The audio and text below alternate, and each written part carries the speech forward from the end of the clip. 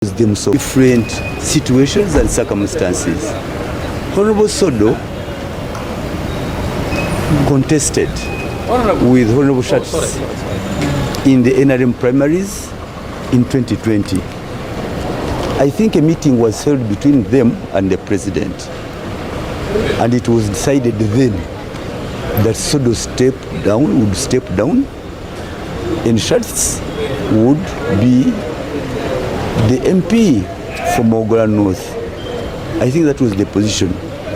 And in as far as I understand, with the promise that come 2026, it would be Sodo to be the MP for Maugora North. But I think mid-course, Honorable Shatz wanted to continue as MP. And at the same time,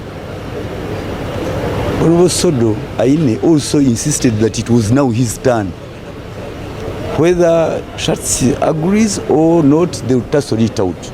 And I think since the president is the one who brokered that arrangement, that peace deal in 2020, he was duty-bound to intervene this time round, to tell those concerned to stick to their part of the bargain. Now, as far as Remiag is concerned, by 2020 there was no entity, nobody like in the setting as it is now. General Rwashande was not in place and was not an active activist in Remiag. He wasn't interested, at least, and he wasn't there even. He was not in Remiag then. He's just a recent development. It's just a recent development. He just came recently himself, so he can't be part of the bargain of the 2020s. But as to whether it would apply to Remiaga, who knows? Who knows? Myself, I'm not bothered. I'm moving on. I've not appealed to the president, but I think it is in the interest of the NRM to harmonize and have peace in Remiag, because Remiaga borders Maugora North. We are the neighbors of Maugora North. Similar situations, similar circumstances, similar players. I think someone up there would be interested in reining in on the protagonists. But to me, I've not heard of any step by the president. But what has been shown in Maugora North, I think the president can pick a cue from there and even invite us. So if the president invites you tomorrow for a meeting to have Haman and Remiaga, will you offer something? The president is the chairman of the NRM. He's the chairman of my party. He's the fountain of honor, and as you've said, he's the president. Whenever an invitation is gotten from him, it is a must for me to attend. I would love to attend. Indeed, I would attend. But I would look at the circumstances and what conditions and what arrangement, agreement is being put forward. But now, deciding these boardroom decisions, you are a fighter of human rights. Why don't you people be left to decide instead of this, like denying them a chance to have an MP who is a woman now? They cannot have her.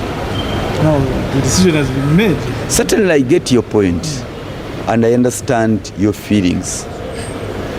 But this is a matter that is decided upon by individuals themselves. It isn't a matter of referendum for people to decide. The president has a bearing on the two protagonists, and once with that in mind, he was petitioned. I remember Honorable Sam Kutesa petitioned the president to intervene. On many occasions, the Honorable Sam Kutesa was on the president's case, wanting the president to intervene. And indeed, he did intervene. And lastly, they are more closely related. That one, you put it in mind. A fight, a total fallout would not be the best option. at least among the principal actors. But this side, it is different. This side, it's like any other place in the country. The president can choose to intervene or not. It's not really a must for him to do so. But finally, last week. The reason I'm here, I'm trying to find out under what circumstances did the Electoral Commission of NRM endorse General Rwashande to contest. How did they clear him? But now that one would take us to the National Council for Higher Education, which gave him the equivalent with all the glaring loopholes. Only that the two institutions, the National Council for Higher Education is headed by Professor Kwakol, and the NRM Electoral Commission is chaired by a Professor Dr. Tango Doi. I wonder why they have bad heart for this country. Because for them, they know the value. At least they should be the vanguards of academic excellence. Now for them to condone with what they know to be untrue is what is baffling. There are a lot of inconsistencies in the equating process. How do you equate, for God's sake, papers that from the face of the record is faulty? Papers with different names, papers with wrong facts. Even if Dr. Tango Doi is bent on the clearance by National Council for Higher Education, but for him to be presented a certificate of UPDF, of his certificate of 1982, yet there are matters of judicial notice where everybody knows that indeed, as far as UPDF is concerned, there was no UPDF talk about in 1982. It was PRA, then NRA, until after the 1995 Constitution. So even if Dr. Tango Doi was bound by the clearance by National Council of Higher Education, at least that would be enough to tickle his conscience as a professor. But nonetheless, they are in positions of authority, they are discharging their role, and it is now my turn to follow up those inconsistencies, and I tear and bring down that facade of papers. You're going to court? No, before you go to court, there is the internal process. I'm dragging General Rwashande before the NRM Electoral Commission Hearing Committee, Disputes and Settlement Committee. He has to first explain himself there. Then after, I can take him to court if I'm not satisfied. But I don't think he can survive that. I don't think he will survive.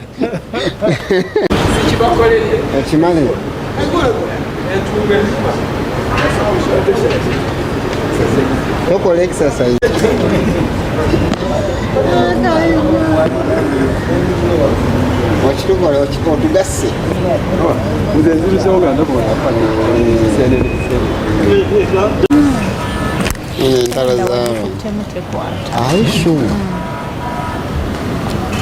Bw'ogipata mwe bategeera.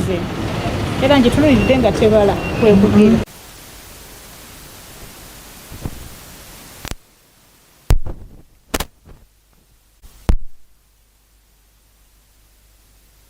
Electoral Commission nga regulatory body erina okulaba nti eyimiriza ensaasaanya y'essente naddala mu kalulu kati nga campaigns fundraising saawa zino ogenda okulaba omuntu eyeesimbyewo buli ssinziro limuyise buli kibiina kimuyise basonda ssente simanyi zaggula byuma zaggula ntebe zakuzimba bandibadde bayimiriza campaigns kubanga yemu ku makubo fundraisings yemu ku bakubo abeesimbyewo lye bakozesa okusaasaanya ensimbi mu kiseera ky'akalulu.